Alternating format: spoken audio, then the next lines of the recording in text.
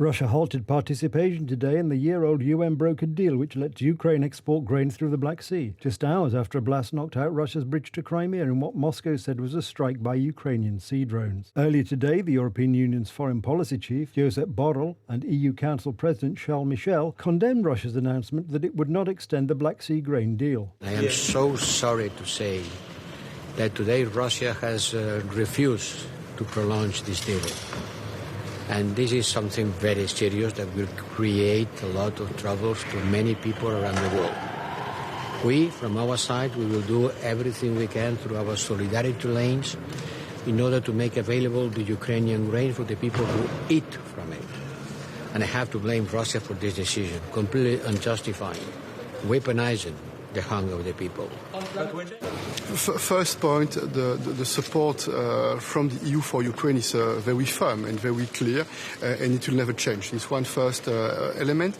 Point two, I'm very pleased that the vast majority of the Latin American countries, they've voted in favor of the resolutions in the General Assembly which condemned Russia. This is a clear and a powerful signal. Even if this is not unanimity, this is a powerful signal. And we'll have the occasion today to address all the challenges, including this important challenge, which have a lot of effects for the rest of the world. The Kremlin said there was no link between the attack and its decision to suspend the grain deal, which it says must also ease restrictions on Russian food and fertilizer exports. The grain deal was hailed as preventing a global food emergency when it was brokered by the United Nations and Turkey last year, halting a de facto blockade of Ukrainian ports by Russia, which agreed to let ships pass after inspections by Turkey. A leading agricultural analyst, Carlos Mera, believes the suspension of a grain deal which allowed the safe export of grain from Ukraine for the past year will hit poorer countries the hardest. Russia is the largest exporter of wheat in the world. It exports more than 20% of global wheat exports.